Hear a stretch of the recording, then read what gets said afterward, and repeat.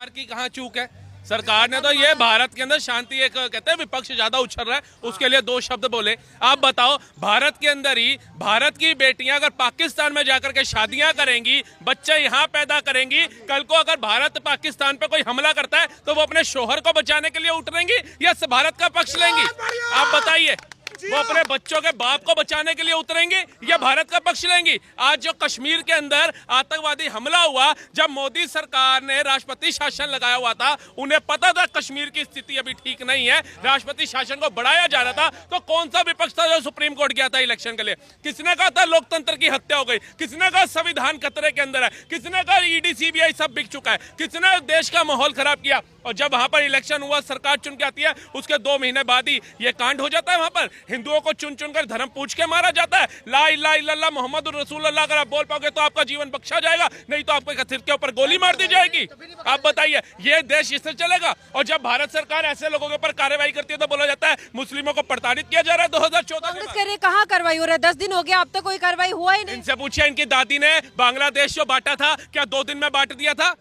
93,000 सैनिकों ने जो आत्मसमर्पण किया था, 1.5-2 महीने तक युद्ध चला था, तब जाकर के किया था, एक दिन में नहीं कर दिया था। लादेन जो बिल्डिंग में घुस गया था अमेरिका की, क्या ओबामा ने दूसरे दिन जाकर के वहां पे हमला बोल दिया था लादेन को मारने के लिए? बताइए, भारत के हर एक राज्य में बम फट रहे थे, कांग्रेस ने कितनी जल्दी फैसला लिया था? आप बताइए। है हमास के साथ जो युद्ध चल रहा है इजराइल का, इजराइल क्या क्या हमास टिकता है? फिलिस्तीन टिकता है? लेकिन कितने 3 से 6 महीने हो गए अभी तक चल रहा है। यूक्रेन रूस का युद्ध चल रहा है, रशिया के आगे कौन है? 5,000 से ज्यादा उसके बाद परमाणु शक्तियां, और यूक्रेन के पास एक भी नहीं है। फिर भी 3 साल से हम देख रहे हैं युद्ध चल रहा है। खत्म कर दिया? एक प्रोटोकॉल होता है। ये 140 करोड़ आवाम जो जनता है ना, इसको भी नरेंद्र मोदी ने देखना है। नरेंद्र मोदी प्रधानमंत्री है, किसी क्षेत्र के निगम पार्षद नहीं है कि सीवर का ढक्कन हट गया और बदलवाना उनको पकड़ लोगे। उन्होंने इंटरनेशनल मुद्दे देखने हैं, और जौन सी भाषा में वो समझ सकता है उसको उस भाषा में समझाया जाएगा। हमारी जल सेना हो, वायु सेना हो, थल सेना हो, तीनों को छूट दे दी गई है। कम से कम अपने प्रधानमंत्री पर यकीन रखो। जिसके कहने पे तुमने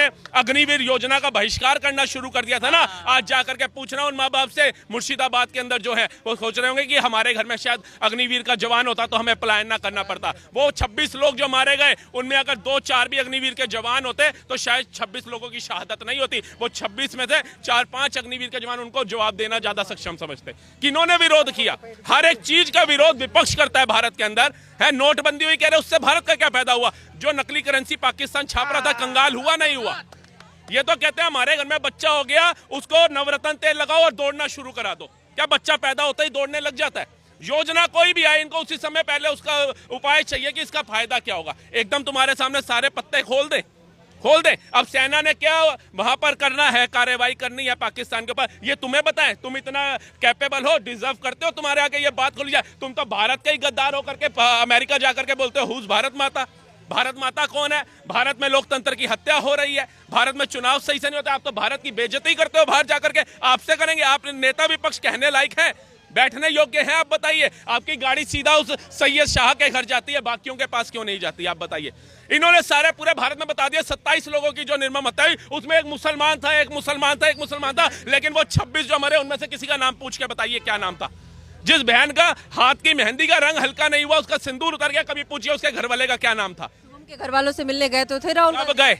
एंड में, जब पहले सैयद शाह से मिला है, कश्मीर का दौरा करा है। क्या पहले कश्मीर पास पड़ रहा था उनको या यूपी पास पड़ रहा था? आप बताइए। कि प्रधानमंत्री का बिहार का चुनाव जा रहा था, आप विदेश से आ गए कि पहलगांव में हमला हो गया तो हम विदेश की यात्रा छोड़ के आ गए और बिहार में रैली करने चले गए, पहलगांव क्यों नहीं गए? इनसे पूछना, इंदिरा गांधी जी जब संयुक्त राष्ट्र गई थी तो क्या सारी कैबिनेट को उठा करके ले गई थी? तो प्रधानमंत्री ने जो बाकी देशों से बात करनी है, जो चाइना उसका मददगार बना हुआ है, हर एक प्रोटोकॉल देखा जाएगा ना, हर एक मैप बनाया जाएगा ना। इनकी सोच पता है क्या है? जैसे घर में मैगी बनाते हैं ना, लिखा होता है 2 मिनट में मैगी तैयार। ये सोच रहे हैं हमला भी 2 मिनट में कर दो। उसकी औकात कुछ है? वो कटोरा लेके उस देश के पास गया जो भारत से पहले भीख मांग के जा चुका है, तुर्की। आप बताइए, एक भिखारी दूसरी भिखारी के पास जा रहा है, उसके बाद क्या पता चलता है? एक लड़की रो रही है, हाय मोदी ने हमारे ऊपर क्यों करा, हमारा क्या कसूर है, मैं तो पाकिस्तान भेज रहे हो, मेरे शोहर को क्यों नहीं भेज रहे? वो कह रही तुम आए कैसे थे? कह रही मैं अपने मामू के यहाँ आई थी 6 महीने पहले। अब उन्हें कहा भाई मामू से दोबारा मिलने आ जाइए, जो मामला शांत होगा। कह रही है वो मेरा मामू नहीं, मेरा शोहर है, 3 बच्चों का बाप है। अब बताइए, अगर ऐसी चीजें निकल के आ रही हैं और पता चल रहा 83,000 महिलाएं तो सिर्फ पंजाब की साइड की हैं। आप बताइए मुसलमान है। और 5 लाख टोटल है जिन्होंने 55 लाख बच्चों की आबादी है। अभी तो सर्वे और आएगा, अभी देखना कितने होंगे।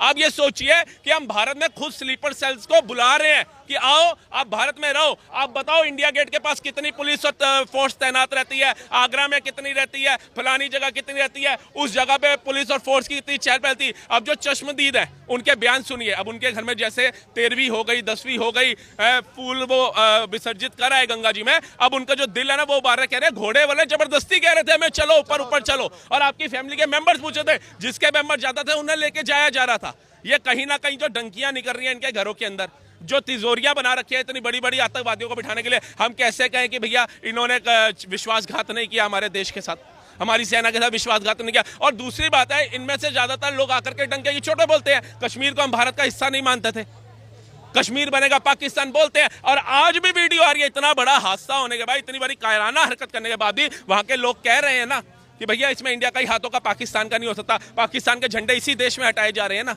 आप बताइए, तो कैसे कहते सांपों की प्रजाति में सारे सांप जहरीले नहीं होते, लेकिन क्या किसी से डसवा के चेक करते हो भैया ये जहरीला है तो इसको छोड़ दूं?